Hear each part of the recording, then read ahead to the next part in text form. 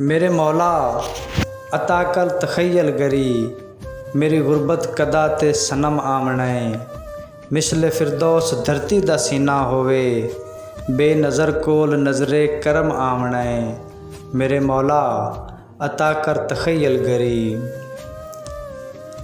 परबतां दी बुलंदी नू बदल चुमन, कुछ मुहत्तर फिज़ा विच मुसीकी होवे। तारे लड़ियां दी सूरत ढवण अर्श तूं, हर सजावट दे विच हर बरीकी होवे। रंग बरंगी हवावां दा आंचल होवे, मौज फितरत दा मंजर हकीकी होवे। हर हथेली ते चंदन दी मेहंदी होवे, लीक बख्ते सिकंदर दी लीकी होवे। हर ज़बां ते अलाने बशारत रवे, उन आना है खुदा दी कसम आमने। मेरे मौला अता कर तखय्यल गरी, मेरे गुरबत कदा ते सनम आमने। हर शजर ते सहर लालो गोहर दिसन, पत्ते पत्ते ते तस्वीर ओंदी होवे। मौसमां नू शराबे तहूरा मिले, दिल दे कागज़ ते तहरीर ओंदी होवे।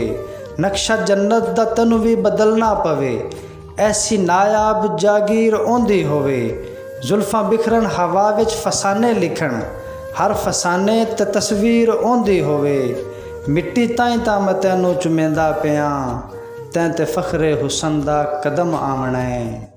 मेरे मौला अता कर तखय्यल गरी, मेरे गुरबत कदा ते सनम आमने।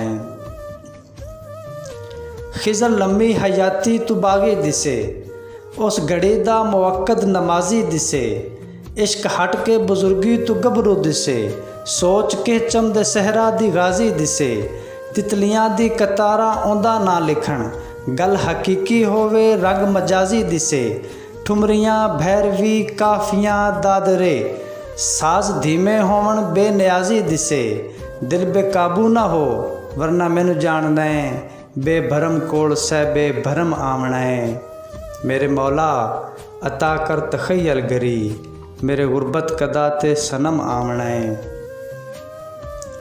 मेरे हत्थ च हयाती दा सेहरा होवे, ओनू पावन दा गैबू इशारा होवे। इस खुशी विच मेरा दिल तरकड़ा रवे, रुखे दीदार विच हर नज़ारा होवे। मखमली बाहीं आ जदन गल पवन, बाखुदा बाखुदा ना कोई सहारा होवे। सामने तेरे आबद खलोता होवे, तेरी सूरत दा पर्दा सितारा होवे।